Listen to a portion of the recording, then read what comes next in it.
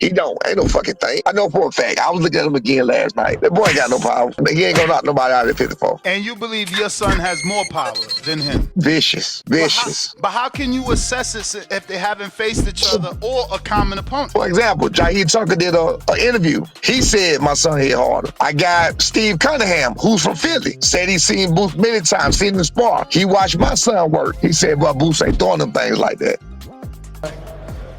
I don't know, man. I think it might be time to go to 54, yo. Did you feel differently? I felt good, but I just, I feel like at 54, I'm gonna be way better, and my pop gonna be how it's supposed to be. I'm getting older now. I'm 27. I'll be 28 next year.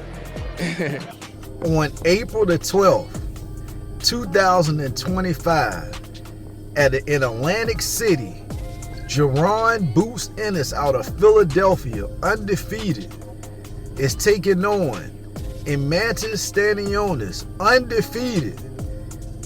Emantis Stanionis is the WBA champion. Jaron Boots Ennis is the IBF champion. Finally, Jaron Boots Ennis is getting a unification fight. He gets to take the belt from a champion, also defending his own. And finally, he gets a respectable name on his resume. Has he been at welterweight too long? You heard what he said in the clip. It's not me, he said it. Me personally, I feel like Boots should win the fight. Boots, you don't have to wow us by taking these chances and letting your hands go with your head in danger like that. I appreciate the entertainment. We all appreciate the entertainment. But do they show you that they appreciate the entertainment? No. They say you get hit too much. They say this, they say that. But if you was doing like Shakur, then they'll still be digging in your ass. No diddy. But I wanted to get on here, and me personally, like I said, I'm picking Jaron Boots Ennis to win. Now, with Jaron Boots Ennis saying out of his own mouth that his power would be what it should be at 54, what's the deal with this fight here? Are we supposed to just forget that and assume you to be explosive and one-hitter quitter shit like Crawford did that boy that you fought? I think not.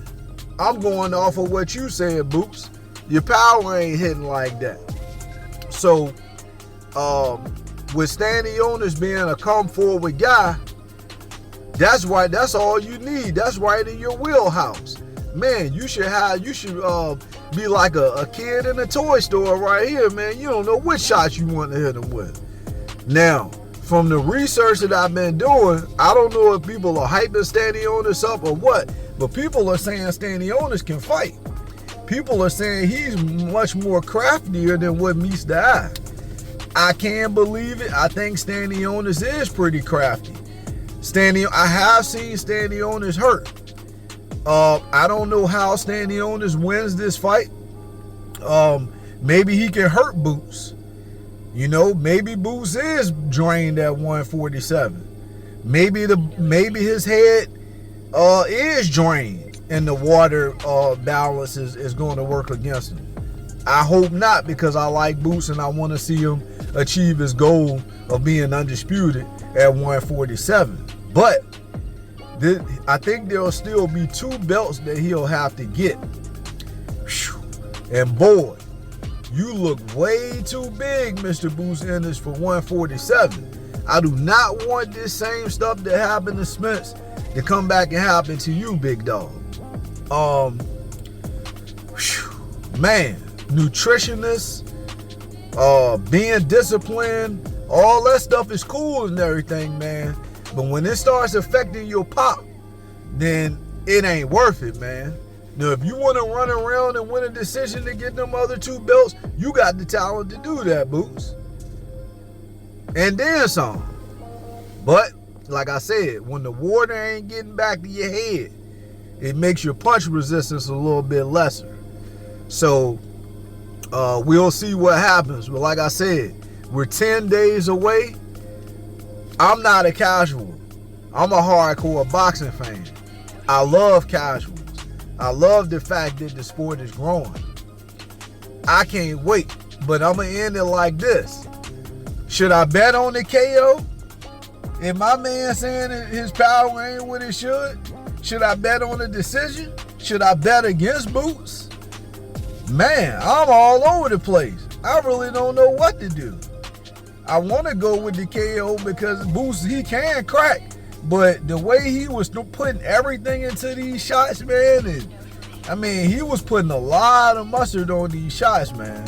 So I guess I'll just have to kind of play it by ear as the fight get closer before I make my decision. Yeah, I mean, the Roman Villa win was a good win. You know, I was super turned on that win. That shit right there had rebuilt all of my confidence back in Boots. I was like, man, Boots is a problem. But then when I saw that no-name dude I never heard of stay in front of Romain Villa and knock his ass out, that's when I was like, man, I gotta put that Boots versus Villa, I gotta put that win that Boots had, I gotta put that on the back burner. I can't even put that joint at the top of the list no more. I mean, he did it in great fashion with the showmanship, but you know, when I saw that no-name, not trying to disrespect no fighters, but when I saw that dude who I had literally never remembered his name, I might have seen him fight, I just ain't remember the guy. Man, so I can't even credit that joint.